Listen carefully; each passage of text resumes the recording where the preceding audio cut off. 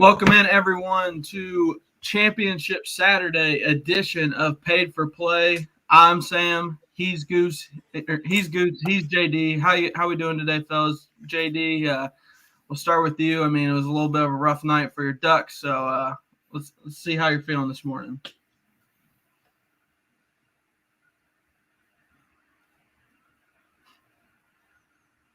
JD, a little laggy. Okay. Goose, how you doing? I am great. Just tweeting out the link right now. I am great. I'm very festive. Got my Rutgers holiday hat on. I'm ready to go. It's a great day. It's a great day to be a great day. It's a bad day to be a blue can because the Bud Lights will be crushed. Love to hear it. JD, we good this morning? You hear me? Yeah, I can hear you. All right, yeah, we're back. Clearly still putting the caffeine in our bloodstream, but yeah, I've been better. Notre Dame lost their coach. Oregon might lose their coach, and they got embarrassed on national television. Once again, second time in 3 weeks. But no, I can't complain all that much because there's still great college football on today, and I'm looking forward to it. Yeah, I guess we can go ahead and just start there. It'd be easy. I mean, it'd be easy for us to just kind of blow past coaching changes and everything, but I don't think we can. I mean, it directly affects me. It directly affects JD. We can start with, I know Sosa wants to hop in here and talk a little bit of Brian Kelly to Notre Dame. So Brian Kelly leaving Notre Dame, Marcus Freeman getting hired and everything. So if we want to, we can go ahead and start with Lincoln Riley going to USC. JD or Goose, what were your initial thoughts whenever you saw that come across the board? I'm sorry, about any coaching hire or Lincoln Riley. Lincoln Riley. I think it's a home run. Look, I don't like the narrative like scared of the SEC. Look, he's going to LA. The brand of USC is still very big. He's gonna he has a path to the playoffs. I really like it. I just think the big thing will be the quarterback. Does he stick with Jackson Dart? Does he bring in someone new? He's shown he's a quarterback whisperer for the most part. I mean, he brought in Baker, he brought in Kyler, he brought in Hurts.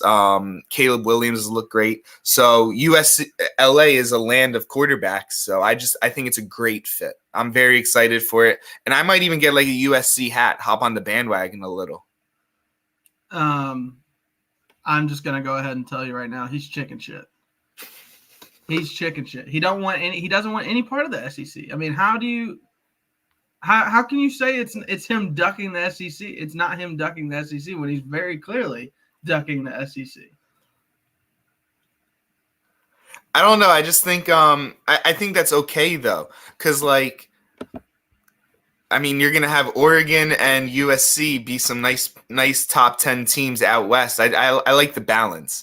Like I get he's ducking the SEC, but I'm okay with that because I don't want every good coach to go to the USC. I really to go to the SEC. I love the balance that it's creating for college football. I mean, it can create a balance. I mean, say what you want, but he very clearly did not want to be a part of the SEC. He was very upset that Oklahoma did that without even consulting him, which I don't know why Oklahoma would consult him because every school in the SEC is getting what, like $40+ million a year from SEC Network alone. That's just it. It'd be dumb not to. If you get the opportunity to get to the SEC, that's going to help every single athletic facility and the university as a whole. So you kind of need to at this point. I don't know how the Pac-12s and how the Pac-12 is going to shape out here over the next few years. I mean, Big 12 is making every move they can to try and stay alive in the Power 5. But JD, what were your initial thoughts whenever you saw it? Yeah, I mean, it's a home run for USC. Nobody expected it for a reason, and it's great for them. Great for the Pac-12, I think. But yeah, Oklahoma's in a tough spot. It's going to change up the recruiting dynamics out west totally. He did already get a 5-star quarterback commit. I know Josh commented that. Is it going to totally change everything? So I think these other Pac-12 schools, they might get worse, or it might just ramp up the competition and they might get better. But I'm just glad. I see no reason why they shouldn't be a powerhouse yet again, which, hey, I'm not a USC fan. I'll talk all the trash in the world about USC, but you can't talk trash right now. They just absolutely nailed it. And they're going to run things out west. And I'm glad we're going to have a West Coast team actually competing because the Ducks do not seem like they are going to do that anytime soon. But are they going to compete? That's the thing. Are yeah. they going to do what Lincoln Riley schools do, or are they Make the actually going playoffs. to? Make the playoffs for sure. If you can make the playoffs, that's fine. But talent in LA, talent in Oklahoma. I'm sure talent in Oklahoma is good, but it's going to be nice recruiting in his backyard. But he's already recruiting. He was already recruiting at a high level. He's going to get the quarterback. Sure, that's fine, but it still has to be like he has to get a defense.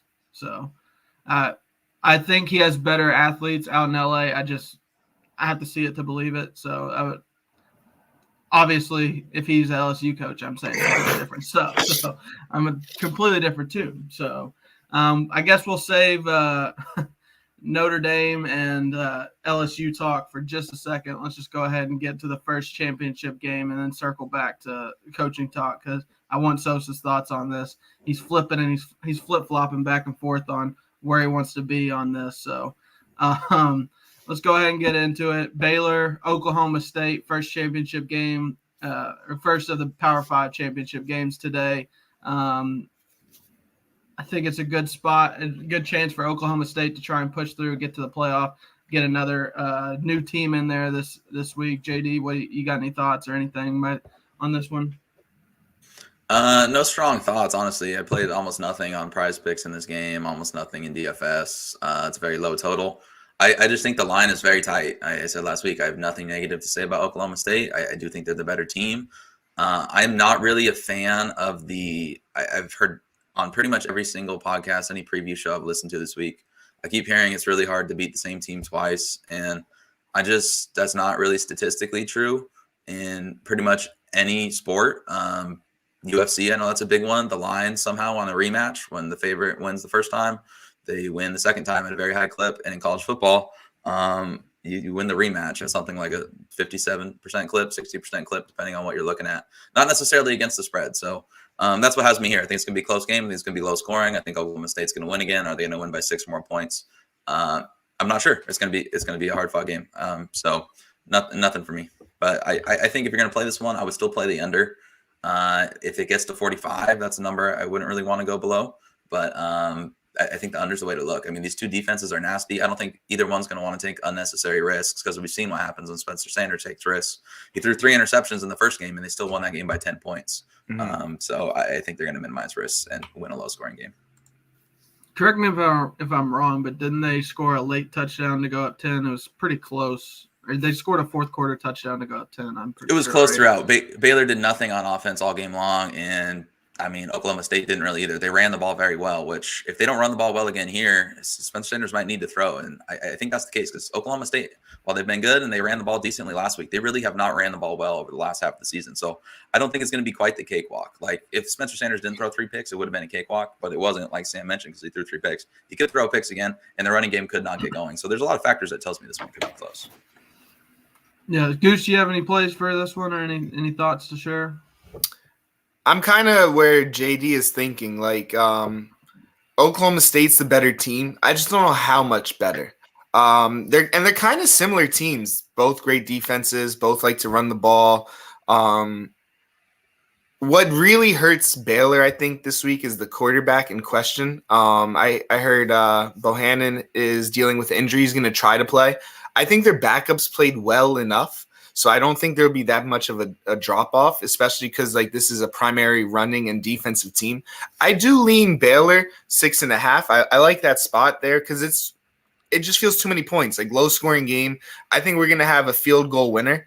I think Oklahoma State, again, is the better team. But, yeah, I don't think they're going to blow them out by any means. I think I think this is going to be a great game to start off with for viewing purposes. And yeah, we'll go right down to the wire. So I like Baylor plus 6.5.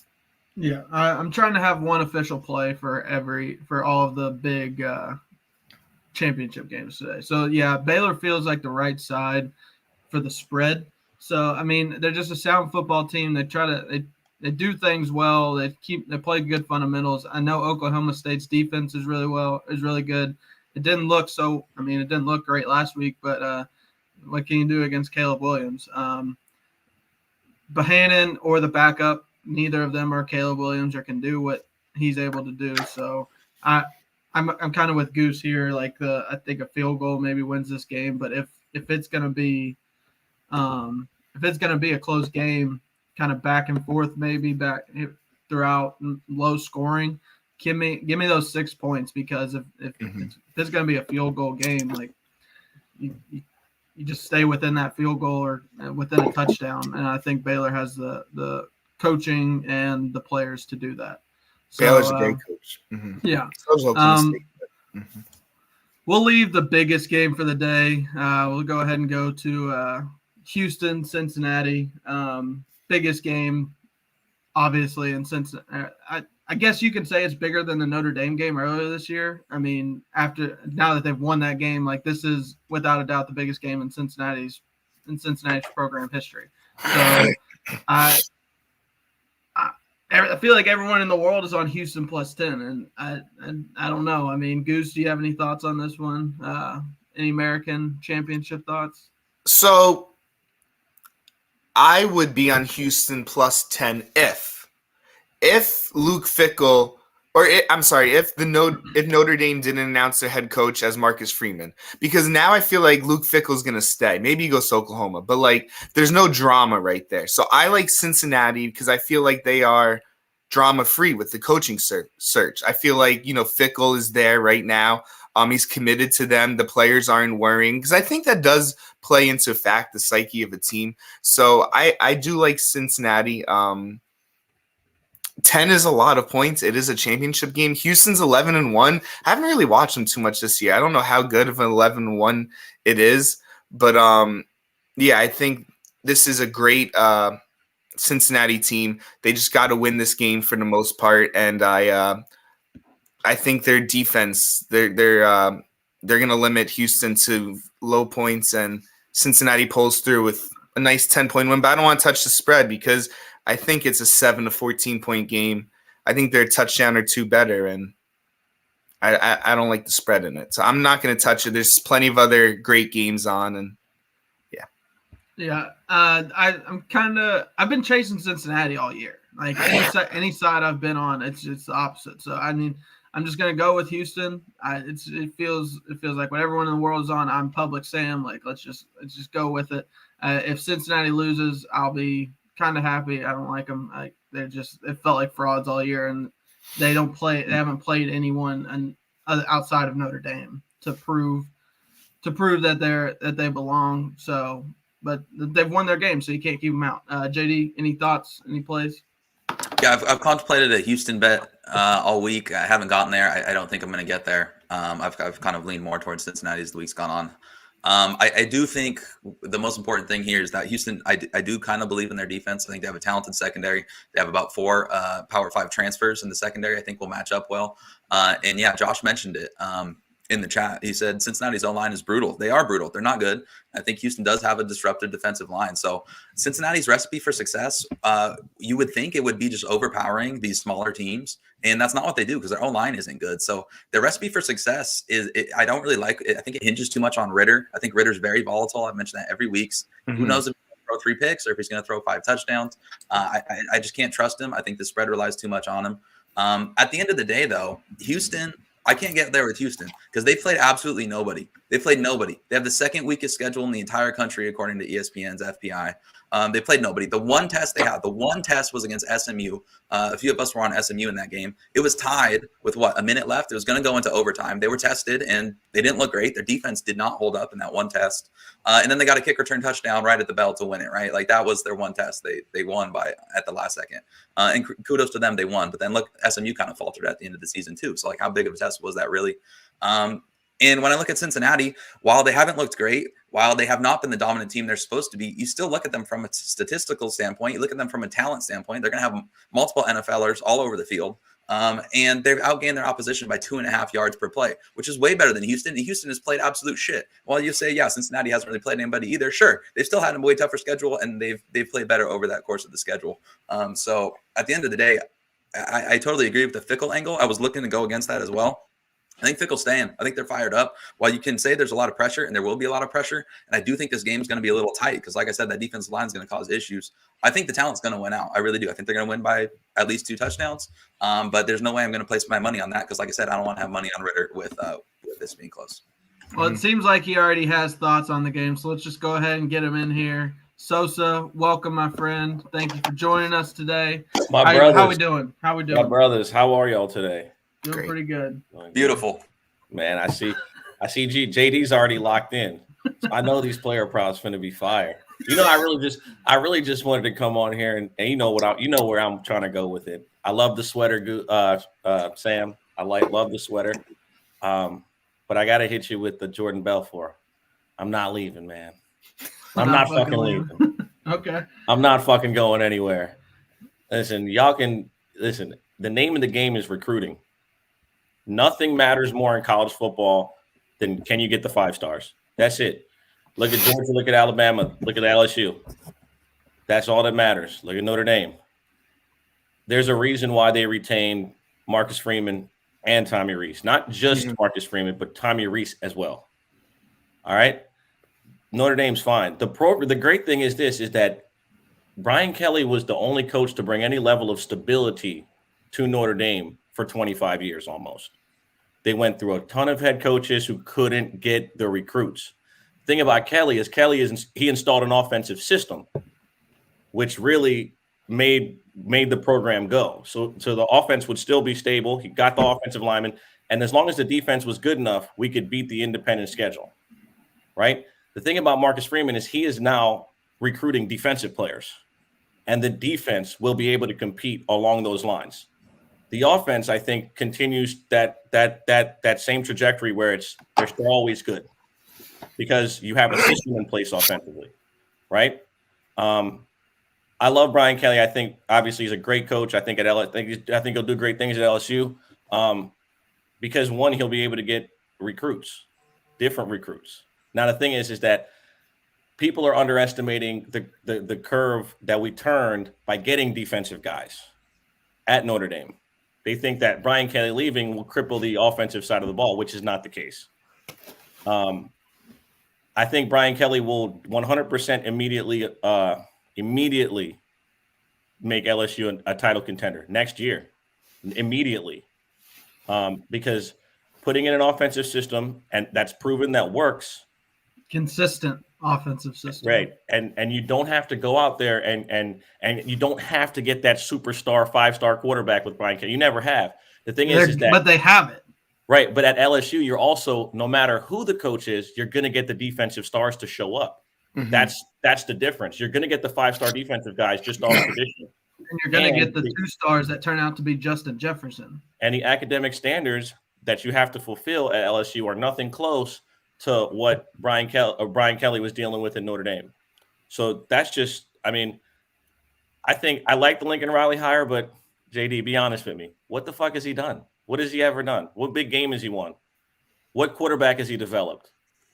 He hasn't developed a single quarterback. You know what I mean? 2 Heisman winners. Yeah, but he didn't develop them. They pulled up. He just. This is the new era, though. You know what I mean? He just put them around a bunch of NFL receivers. You don't have to anymore. You know what I'm saying? Listen, the transfer portal is obviously the best thing to happen to college football for coaches like Lincoln Riley, right? Yeah. It's the best thing. It's he runs a video game offense. I want to go play Madden in real life. Like that's what they want to do. And it's going to immediately be now they're going to go do it in LA.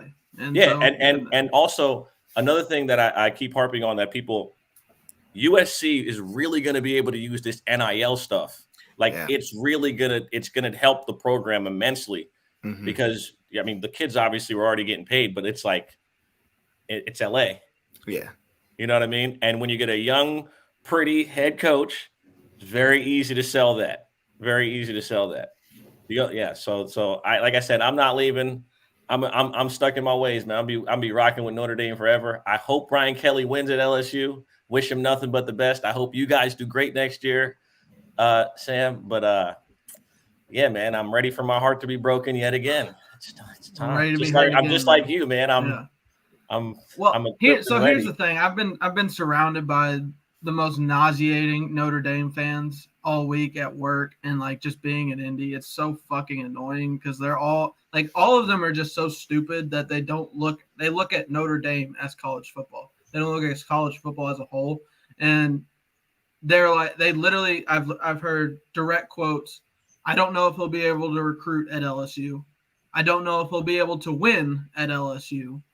And bro, they had two guys who could barely read win championships. Exactly. He could win at Grand Valley State. He can win at fucking LSU. And he has a 5-star number 1 overall quarterback walking into his system for next year. Like it luck, sets right? up. Good luck. I mean, there's no pressure at all. But I mean, everyone's just fucking freaking out of like no one came with him. He like the 3-minute meeting. What the fuck is he gonna say? It's 7 o'clock. He's got to leave. Like what else is he gonna say? Mm-hmm. Hey man, like I said, I just wanted to touch on that just because, man, it's obvious. Everybody's talking about it. There's Notre Dame fans panicking that don't listen. Why would you panic? This might Notre Dame fans should honestly be thanking LSU. This might be the best thing that happened to Notre Dame in 30 years. Yeah, because their program actually looks young for the first time ever. It's not just old men in Indiana. Like I need to slow that down a little bit. I mean, I'm optimistic. I agree with what Sosa said. I think the recruiting aspect, this could take us to a higher ceiling possibly. But, I mean, acting like losing Brian Kelly is a good thing, which Twitter seems to think because nobody likes him on Twitter. That's not the world. Brian Kelly is a hell of a football coach, and now we have a first-time head football coach at Notre Dame, and a guy who's from a defensive coordinator. I don't love the defensive guys coming over as a head coach. So while I love Marcus Freeman, I'm on board with Marcus Freeman. The players like Marcus Freeman. Everybody likes him. Being likable and recruiting, that doesn't necessarily translate to winning games, and we'll see. But if there's a drop off, I mean, I don't want to see everybody jumping ship who thought Marcus Freeman was cool. Because I mean, this is a hell of a task, and I think he's going to A6. He's a hell of a coach, but it's a risk. That's the only reason I mentioned Tommy Rees. I think the retention of Tommy Rees helps a lot. It helps a lot. I think that because listen, if think about it like this, if Notre Dame didn't keep them, LSU would have paid them whatever the fuck they wanted. Yeah. That's the thing that Swarbrick knew was going to happen. He was like, if I let these two guys walk out the door, I'm going to have to start over. You still maintain a level of stability by keeping both those guys in the building. That is what. And listen, obviously, first time head coach, 35, very young for this program for sure. And like you said, it looks younger, and that helps getting kids in the door. But it doesn't equate to wins. You still have to put it together on the field. So I completely agree with everything you just said. I just think from a stability standpoint, we haven't had a coaching change in my lifetime that there was any level of a program for him to build on. He always had to start over. Every single coach had to start over at Notre Dame. They don't have to do that. The program is intact. So that's what gives me hope, getting a younger face and faces with Tommy Rees as well. I think, like I said, retaining him is equally as valuable as Marcus Freeman becoming your head coach. And my thing wasn't like it's a great thing because he's gonna like just go out and win right away. Mine was more like this is the first time Notre Dame has looked cool in my lifetime, at least. Like it's like I'm seeing stuff on social media. They're doing stuff that looks like 2019 LSU, like the videos and everything. They're putting stuff out every day. Like they're getting into a younger man's game, and that's fine. Like that's Notre Dame needs that if they want to like take it to that next level. And that's the first start that you have to, and that's the first step you have to make in recruiting, and being a good just football coach is a good start. So. I mean, I think it's a win-win on both sides. I think LSU, for the first time in 15, 16 years, actually have somebody on the sidelines where we're not worried about who's going to be hired as coordinators. Like it's coordinator dependent, but I'm not worried about who Brian Kelly hires. So, I mean, that's just my side of it. I'm very annoyed with the fucking Notre Dame fans up here that know absolutely nothing about college football, obviously. But yeah, that's my thoughts on it. So, what championship games you guys got left? I heard you guys talking about Houston. we're just about to go into Bama. Yeah, I want to stick around for this one. Definitely. Okay. Feel free. I'm a mute. Also, JD, I sent about 10 people your way. I don't know how the prize pick thing works because it don't work in my state. New Jersey. It don't work. So everybody wants these player props in college because they watched last week and they were like the kid from Virginia, the quarterback. They were like, bro, that shit hit in the third quarter. Like, yeah, and I'm Bailey like, Zappi. Yeah, man, JD knows what he's fucking doing. Like Bailey Zappi last night he opened at 342 yards. He finished with 577? He had 300 in the first half. He had 303 in the first half. Come on. All right, we'll get into it. Biggest game of the day, Alabama, Georgia. It's the game we've all been waiting for all year. We want to see if Alabama, I mean, they've looked so shaky and inconsistent the last few weeks. It's something that we haven't seen out of an Alabama team. And Georgia's absolutely fucking steamrolling everybody they play. They've allowed 83 points all season long. Like that. And the next closest is, I think, Clemson with 180. So they're at 100 points better than the next best defense in the country. I'll go ahead and give my plays. I'm on Georgia -6. They've been the absolute clear-cut most consistent team all year. I love the defense. I think their offense can get it done. But I don't think we're going to get a shootout, or I think Bryce Young is going to struggle with the defense. So I think it stays under, but I think Georgia is able to kind of do what they want. But we'll see if Kirby can get it done. I'm putting all my eggs in Kirby's basket, just like I did with Ryan Day last week, and that turned out so fucking well. So, Goose, any thoughts on the game? It could happen, but Bama isn't like they're not getting blown out in my opinion. It's Alabama. It's Nick Saban. Like I by principle I have to take +6.5. I get it. Like Georgia's defense baller. Bama's offense been a little suspect and slow, but it's the SEC championship game. We're going to Atlanta, where it is basically a Georgia home game, but Nick Saban owns our Atlanta. Like it's just what he does. I need to play Bama +6.5. I think, and I can complete 180. All week leading up, I'm like, yeah, I'm gonna talk Georgia, but. Then again, it's like counting out Belichick in the NFL. Like you just can't do it. So I'm going Bama +6.5, but I do also like the under. I think, like I just said, this Georgia defense. This is the truth. This Alabama offense been struggling a little. I think we get a old school SEC kind of game. I think we get like a 19-16 kind of weird game. I don't know who wins, but I don't think Bama's losing by a touchdown or more. That's just where I'm at in this. They almost lost by a touchdown or more last week. And they're not going to drive. They're not going to drive 97 yards on Georgia. Yeah, you can roll your eyes all you want, Sosa, but I mean, like two defenses have given Alabama's offensive line absolute fits, and that looks nothing. And neither of those defenses look nothing like Georgia's defense. Like the LSU. As stunning as it was to everyone, like just like held Alabama to 6 rushing yards. Auburn controlled the game all the way until the last minute. Like they had the lead for 59 minutes in the game, and then they fucking blow it. JD, any plays? No, if I played it, I would play Georgia. I just can't take the points against Saban. Something within me does not allow me to do it, but Stetson Bennett is key. He could string in the spotlight. I've been saying that all year. Yeah, Stetson Bennett, like his stats look decent. They haven't really been tested. Alabama's defense hasn't been great, but if you don't think they're going to show up and make this somewhat of a game, I mean, it's Alabama. It's Nick Saban in the SEC championship. So I took a little bit of Georgia -4.5 last week. Bovada had that up early line. But with the points going up, something about those 2 points scares me. So yeah, Georgia or pass for me. Let's hear it, man. Let's hear it. So we're going. Hey to man, come on. listen, I like Let's what hear Goose was. I'm drinking the Kool-Aid, the same Kool-Aid as Goose, man. But I'm rocking with Bama. One, for political reasons. Two, I mean, it's Saban, bro. Come on. Listen, y'all forget. Listen, I don't think Nick Saban gave a fuck about any game all year except this one. I think he was playing everybody. He was like, we got Georgia on the 4th of December, dog. Like, I don't care about any of these games.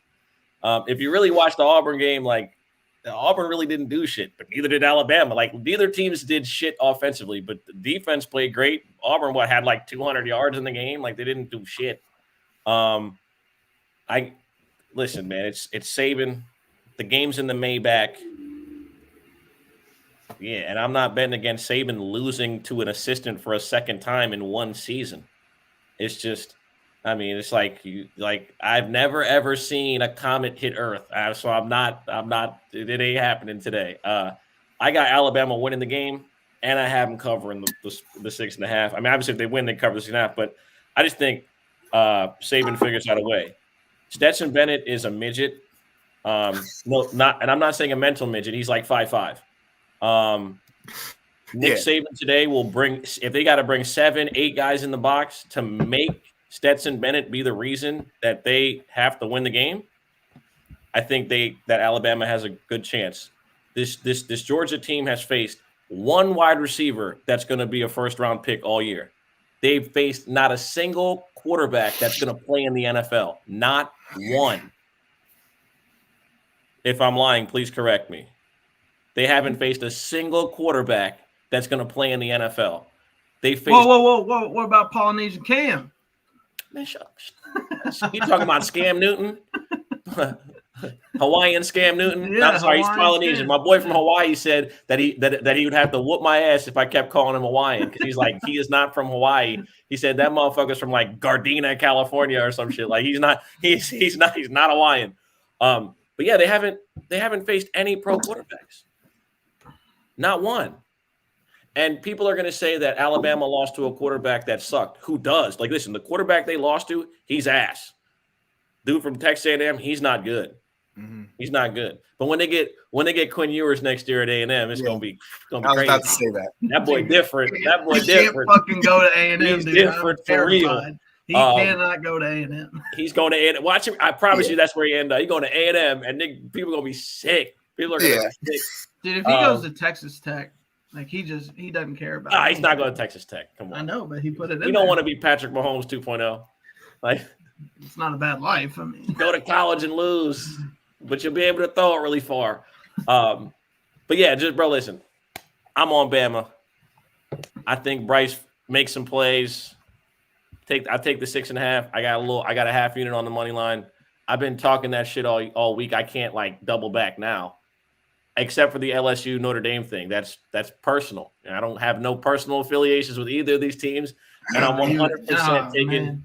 100% taking. You were walking and waltzing. You were waltzing onto the bandwagon, and then you just fucking turned around. You flip flopped like an asshole. Come on, man. I'm just glad the train didn't leave the station. That's all. That's all. As long as LSU doesn't play Notre Dame, you can still be on there. I'll allow it. I appreciate that, man. Okay. But yeah, it just that's all I really got in regards to this. I think old man Nick figures out a way and owns his kids. I mean, you can't just make his offensive line better. I hear you, and I listen. Nothing about this sounds smart. We've literally seen nobody do shit against Georgia, so this is like, there's nothing like on tape that will be like, oh yeah, Alabama's going to win. Like it's all nostalgia for me. That's it. This is not a analytics angle. This isn't a statistical angle. This is a Nick Saban will figure out a way. And if Jimbo didn't get it done earlier this year, there's no way you could bet against Saban. But the fact that there's a little blood in the water, I think I'm just going with the better team. The better team, I think, wins the game. They're not losing in the championship unless they're taking a dive so that the SEC gets two teams in. Yeah, that's the tinfoil thing. Yes. That's the tinfoil It would hat? not That's surprise the- me whatsoever. That's This shit the always happens. politics. Remember, I said political reasons. Yep. Okay. It means more to the Mhm. NCAA to Yep. have Nick Saban in the Final NCAA Four. has nothing to do with the college football playoffs. Okay, watch and listen. They have nothing to do with it. I'm looking forward to 2 tweets. I'm looking forward to 2 tweets from the people. Okay, now remember I said this. Same old Kirby. Same old Kirby. Okay. And Stetson Bennett, Jake Fromm 2.0. Yeah. I can't wait.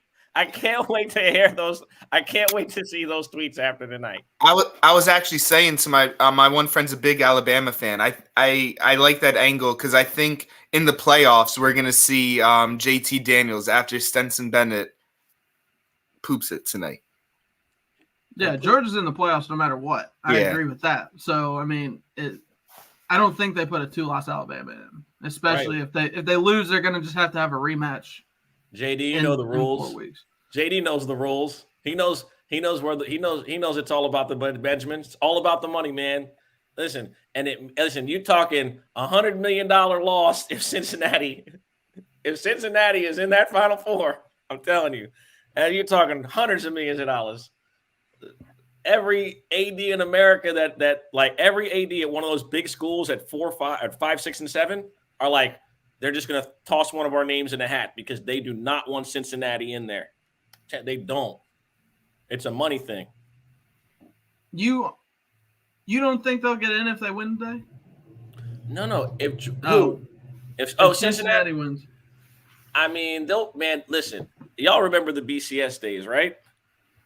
Yeah, but that was computer. Yeah, it's still they're still using damn near the same formula to get it. They have no formula to what's going on. They just pick and choose and throw shit against the wall. The committee head literally to this week said, it doesn't matter about the games. He said that.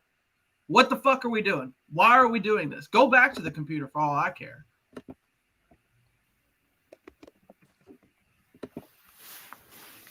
So, what were you saying? I cut you off. I apologize. Nah, bro, you're good. This is your wheelhouse. I said I'm just happy to pop. Like I said, happy to pop in, talk some shit. Y'all have listen. I have to first and foremost say this. Y'all have killed this season. It's been great. You know what I'm saying? Like when everything started, I didn't know like where it was going to go, but I appreciate you guys, being super consistent, man. And I think like people have, as the season has progressed, they know where to show up now on Saturday mornings. So like I said, I appreciate you guys, sharing your thoughts and locking in with Daily Bread Media. It means a lot, especially being that we're new. Everybody watching, appreciate y'all. Goose, Sam, JD. We're obviously, I look forward to bowl season because that's where the money is, right? There's even more money in bowl season. But yeah, I'm gonna get out of here. Appreciate you guys. Look forward to your final cards. It's been a great year. Also, JD called Utah winning the Pac-12 on my sister's birthday. So I had to throw that out because I seen the date. And October 17th. Yep. So when I seen that, I'm like, all right, yeah. So best of luck today. I look forward to the player props if you're watching. Peace. Appreciate y'all. Y'all have a good one. Yeah, I haven't even drank my energy drink today. I'm just waiting on JD's player props. So me too. All right. Appreciate it, Sosa. All right. We'll move on to the Big Ten Championship. Iowa, Michigan. Michigan finally gets over the hump last week. I don't think anyone on this show had it, or was it? Am I wrong? Are we all in Ohio State? Okay. Mm-hmm. It was. I mean, it was definitely one of those. Prove it to me. Show me you can do it, and then. It was like LSU and Alabama a few years ago, where show me you can do it, and then we'll believe. It would be an all-time Harbaugh move if they went and blew this game. Big Ten Goose, let's hear it, man. What are the thoughts? I really don't have too many thoughts because I am a little underprepared on the Iowa side because I can't tell if they're benching the quarterback or if he's hurt. Petrus. He's playing. He's playing. Right? He was hurt, but he's playing. I just that's a big spread. I think it's up to 11 now. I don't see how Michigan loses this game, but like then you read some of like the Michigan boards on like the internet, and they're like, we won the big game. Like they beat Ohio State, and it's just like this is just like the another game or whatever. Like this is the Big Ten championship. It's just as big, if not bigger, than beating Ohio State, because it's obviously bigger. You win, you go to the playoffs. But like I don't know. I get it. Like I rock with the Big Ten a lot, but I really don't have much on this one. It's hilarious to think that the Big Ten championship could be a letdown spot. Yeah, right. That's honestly like it's dead ass. That's kind of how it feels. But like, how can I say that? It's the Big Ten championship. I will drop a stat. Michigan is the best team against the spread over the course of the year. They're 10-2 for the season. So I'm riding with Michigan. I think they have to win this game, and they have to win it big. I don't know if they have to win it big, but as long as they win this game, they're in the playoffs, and that's huge for Michigan as a program. Like I sent our old pal Jesse a message shouting him out. He finally got his win. But yeah, I'm riding with Michigan. Best team against the spread all year. I think Iowa's kind of tailed off. They started off really hot. I think their defense will keep them in it as long as they can. But just with the way that Michigan's defense is playing, I'm not sure they'll be able to do much on offense. JD, what are your thoughts? I think Iowa stinks. I've said that. Well, that's probably disrespectful for a 2-loss team. I don't really like people who talk like that, but I don't think they're good at football. I think their offense they're not good at offense. Their offense is dreadful. And like their defense is good, sure, but is it better than Michigan's? I don't know, probably not. But this is a spot where you would play Iowa, right? If they're catching 11 points, like I would never play Iowa, but 11 points is a lot for a team that wants to make it ugly. And Michigan games haven't been ugly. They've been really good offensively all year, so I can't really talk smack anymore about Harbaugh's offense. It looks good, but yeah, nothing for me. If you're asking me what I think happens, I think Michigan covers this fairly easy. I don't think Iowa scores over 10 points. I think it's 27-7 Michigan. So I guess I like the under, but I don't like taking unders at 44 because, like I said, Michigan's offense is good. They could break a few long touchdowns. So yeah, I don't like Iowa's chances either, Josh, but I mean, when you have a defense that good, like that's what Iowa is. Like everyone counts them out. Like I remember they were in a bowl game a few years ago against USC, and everyone's on USC. USC's a big favorite, and Iowa just wins by like 28. And it was like, oh, who saw that coming? Well, Iowa's a good fucking football team. They are every year. Like I know I talk shit because their offense is bad, but like they're good enough. The defense is good enough to keep them in it. But that being said, I don't have any money on them because their offense is awful. Yeah. Yeah, I feel like if it might be a good live spot if you want to take Iowa, like maybe watch how they play the first couple drives, and then if you think they can hang, maybe play that money live. See some people in the chat, Juan and Rory probably on Iowa, but I just can't trust. I can't trust them. So we'll move on. Maybe the only over game of the day.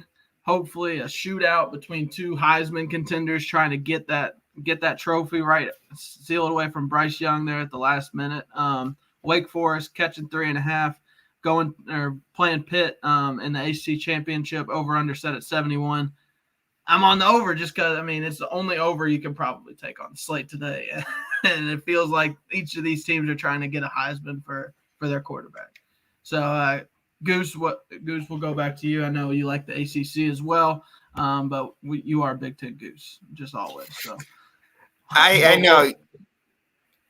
You know, I do like the over as well, but it's just I don't want to be like pessimistic. It just feels like when you're expecting a shootout, it ends in the 50s. But I just can't see how this game doesn't go over. These two quarterbacks, these two offenses, Wake Forest beat like Army 70-56. Like I just think we're getting a lot of points. I really, honestly, I'm so glad this is the night game. I'm not like super confident in the over, but like I could see a way where we get 100 points in this game. Like there's a path. JD tweeted, and I had these thoughts last week. Kenny Pickett has a path to the Heisman. If if Bama loses. He's 20-1 chilling on FanDuel right now. I got him at 33-1 at like 5 p.m. last Saturday. There's like a little path, and it's still 20-1, and that's a nice hit. So like maybe put some Taco Bell money on Kenny Pickett to win the Heisman, especially if Bama looks like they're going to lose early, because that's a 4 o'clock game. If Bama looks like they're going to lose early, I know like it's just like one loss and all, but then the door is wide open for Kenny Pickett. But it's how if Georgia wins in a like a back and forth type of game, and Bryce Young actually like shows like he's the Heisman winner, then I don't know if there's that path. But if it's Georgia like just absolutely rolling and Bryce Young can't do anything, that door is wide open, and I think we're going to see Pitt go for it. Mm-hmm. And so I like the over. I think we're going to get a lot of touchdowns. And yeah, if Georgia looks like they're in control, go to FanDuel and throw some Taco Bell money on Kenny Pickett to win the Heisman, because it's still 20-1. And why not? Like, that's just fun. Like, you're going to be streaming at the TV. Yeah, that's just where my head is at. The Taco Bell money could turn into like a lot of money. That could turn into like 20-1. Yeah, that can turn into like authentic burrito money if Taco Bell money hits. Yeah. So, JD, any thoughts on the game? Yeah, I took the over as well. We're all on the over. We're rooting for points. I do think Kenny Pickett lights it up. This Wake defense couldn't. I always mention this. Like, their defense is terrible. They couldn't stop Army from throwing the ball or running the ball. Army. They're not going to stop Kenny Pickett. Kenny Pickett's going to go off. We're going to play his prize picks overs. A little sneak peek. We're playing him over 25.5 completions. Honestly, you can play any over, and I love it. I don't see how you don't. And then on the comeback, we're playing Jakari Roberson, wide receiver for Wake. We're playing his over 5 receptions. He would have hit that in like each of his last 5 games, or at least tied it. But he left injured one game. So, of course, I played that, and he had 1 reception because he left injured in the first quarter. So you're going to look at the game logs and say, well, maybe he won't get a lot of receptions. No, he gets targeted every single time he's on the field. I do think Pitt's secondary does have issues. I think they're going to stop Wake's running attack. But Sam Hartman's been absolutely lighting it up every single week, and this defense couldn't stop Western Michigan from throwing the ball, and they haven't faced a lot of good passing offenses. When they haven't looked great. So I think there's going to be a ton of points. I absolutely agree. I think this line should be about 76 on the total. I think it's well short. Even then, I would probably consider an over. So yeah, I'm all about the over, and we're all about the prize picks overs here, because Wake's going to go for it. We know they're going to go for it, and they're going to run a high tempo. And then Pitt's going to come back, and they're going to score right away. And then Wake's going to keep coming back, even if there's a slow start. Like if it somehow goes off, there's a couple interceptions, this game's still going to see a ton of points somehow, some way. I think it's going to be competitive. I've mentioned this angle before. I really like this one. I don't really love betting Narduzzi teams, Pat Narduzzi. But when the line's within 3 points, so if it's +3, -3, now it's up to -3.5. So I don't know if that counts. But he's been absolutely a gold mine, where it's like the toss-up game.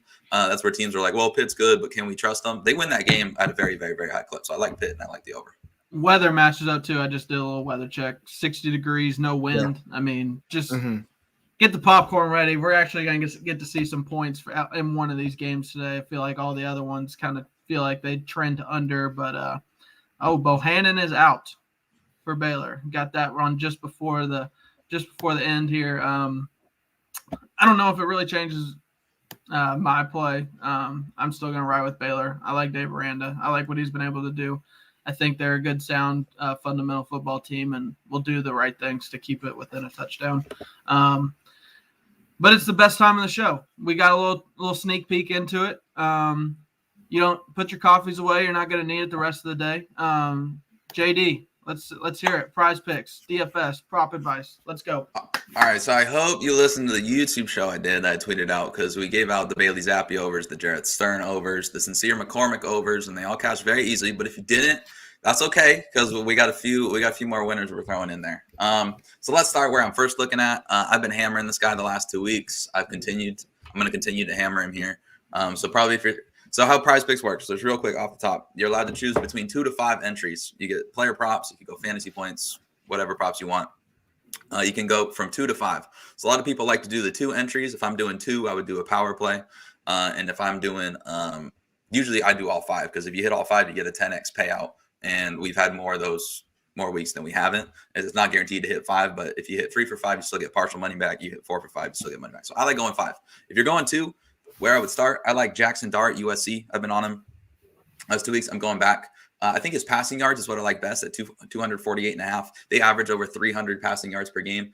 He's going to be on display for Lincoln Riley. Lincoln Riley's going to be watching this closely. They just got a 5-star commit. Transfers are going to be looking there. I think Jackson Dart's going to ball out. I also like his 18 fantasy points. I'd play either. In that same game, like I mentioned, I like different game. I like Jakari Roberson over 5 receptions. I like any Kenny Pickett over, but especially I think passing yards is good. 334, that's creeping up a little high. I'd still take it, but I think I like his pass completions better at 25.5. Kenny Pickett, Pitt quarterback. I locked that one up. So that's probably where I would start. Those are 3. Calvin Tyler, Utah State running back. He's playing San Diego State. They've stopped the run all year long, and now they're playing Utah State, who hasn't ran the ball very well in about 2 months. So I took Calvin Tyler under rushing yards. I grabbed it at 67.5. And I looked this morning, and it was already down to 60.5. It might keep going down. I would still play it. I think if it gets down somewhere like 55, it would make me a little concerned. But, I mean, they're +6 underdogs. They're expected to be playing from behind. They can't run. I like his unders, honestly. You could play his fancy points as well. Hope he doesn't get a touchdown. I also played – I play a lot, by the way. So I kind of tried to start with my most confident, if you're wondering. But again, these have been very successful. I played Brennan Presley, Oklahoma State, over 7.5 fantasy points. That kid's an absolute stud. He's gone over that mark, and I think it's about 5 straight games. I played Brock Bowers over 44.5 receiving yards. You could also play his fantasy points. Alabama, they kind of have a deficiency defending the tight end. That's not really how their defense operates. And Brock Bowers is a fucking monster. I played Trayvon Rudolph, Northern Illinois. I feel pretty good about this one. I played his over 5 receptions. I also played his receiving yards at 86.5. You could just play his fantasy points. Personally, I went with receptions as my most confident one. He would have gone over that mark. So their top wide receiver went out. Now he's their number 1 wide receiver. Last time they played Kent State, they threw for 530 passing yards, and he is their clear-cut number 1 option. He had 300 receiving yards last time they played the same team, so I think any of his overs are good. I went with receptions. Play anything, honestly. What else do I have? All right, some really smaller ones. If you're like, I just need all this volume because these are hitting at a crazy high clip, which that's where I'm thinking. Jared Wayne over 10.5 fantasy points playing Wake, wide receiver. Again, they had injuries and now he stepped up. James Cook, I played this one. It's a little dicey. I played James Cook under 0.5 rushing touchdowns. Georgia, they give about 5 different backs carries, and Alabama has a nasty defensive line. I mention it every week. Will Anderson's the best player in college football, and they got some other players there too, in case you haven't noticed that. I feel like a lot of those James Cook touchdowns this year have been on like those little angle routes out of the backfield. There haven't been rushing touchdowns. And Sam, he's had a good year, but you go back and look at the teams he's placed. Anytime they place the top team, he almost never has a rushing touchdown. He's kind of compiled good stats against bad teams. So Alabama's not a bad team. Say what you will. Only other thing I have small action on, Sam Hartman. I played under 33.5 rushing yards because Pitt does not have a good secondary, but they do have a very good defensive line. Rushing yards count in college football, sack yards count for rush yards in college football. I think he's going to take a few big sacks. He does like to run around, does like to make plays. He might have a few. We're just hoping he doesn't have a few big rushes. If he has one big rush, this might be over, but I think the sack yardage, he's going to go backwards. So I like that under. I think that's it. I think I read off everything. So hopefully you got that. If that was too fast for you, I'll try to give a quick review. Jackson Dart overs, Calvin Tyler unders, Jakari Roberson over receptions or any over, Kenny Pickett over passing completions. Those are the confident ones. Let's go with those. And they'll be on YouTube after this anyways, and the Twitter. So just let's go ahead and recap the cards then real quick. One more time for the fella, or at least one more time. I mean, we might try to do a bowl game, but there's no guarantees. I don't know everyone's schedule during the holidays and everything. So, yeah, it's I can't believe it's fucking gone, man. It feels like yesterday we literally just started this, and it's already this shit it's every year. College football just goes way too fast. It's the best sport in the world. We love it. We all love it. I mean, but it goes just way too fast. So, let's go ahead and get into the official cards. Goose, flock up, baby. Let's tell us what we got. Flock up. Angels so in the outfield. All right. The news of Bohannon not starting. Baylor's at +7, -115, right on DraftKings. Now that's official now, +7. Because I think Shappen, he's played decent and he's healthy. So Baylor +7. Alabama plus 6.5. I just think it's a close game. SEC championship, Nick Saban, all that. Louisiana Lafayette. We didn't talk about that game. Plus 3. They're home. Billy Napier is going to coach the game, then leave.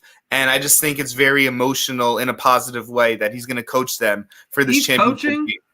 Yep. Yes. Oh, that's added to the card. Yeah, I personally love it. I think it's a great gesture. These are his family that he's going to coach. This is great. So Louisiana Lafayette plus 3. And then my last game, Pitt Wake over 71. Every touchdown, take a drink. You'll be drunk at the end of it. All right. Thank you, Goose. JD, official card.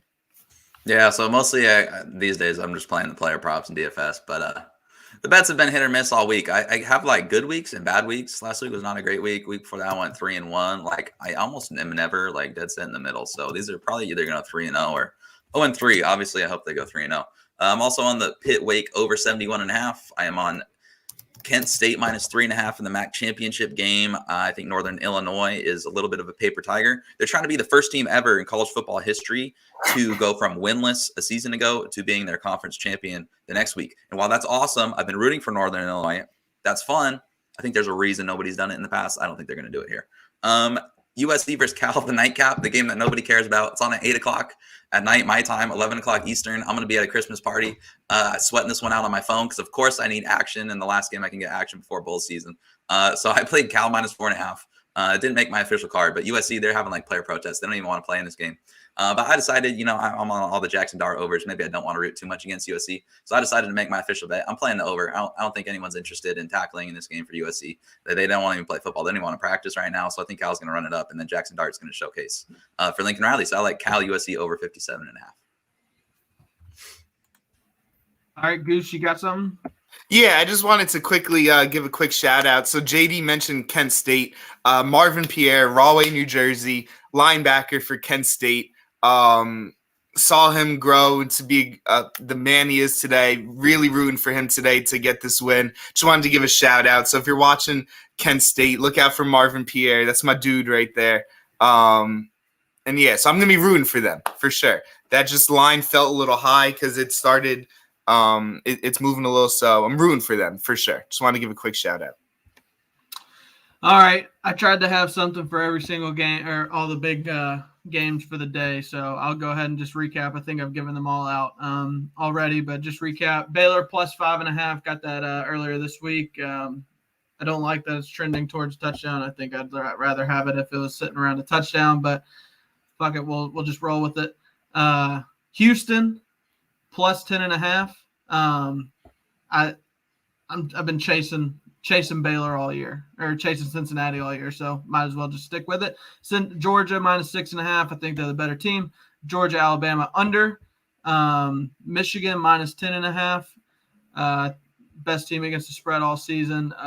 And then I'll go Pitt, Wake Forest over 72. And then I just added ULL money line because I did not think that Billy Napier was coaching, but they already blew out App State once this year. Like, they're the better team. They're going to play for their coach. I feel like it feels like the Scott Frost kind of game where before he left UCF. I know they're not going for the undefeated national champions, but like those fucking losers say down in Orlando. But yeah, I think they're the better team. I think they'll play for Billy Napier. I don't think there's any resentment. I mean, you can't stay at a Sunbelt school forever. Yeah. So I think they understand. I think he stayed there for 4 years. He's like, this senior class is going to want to go out with them. So I like that. I'm going money line. I'm not even going to touch the spread.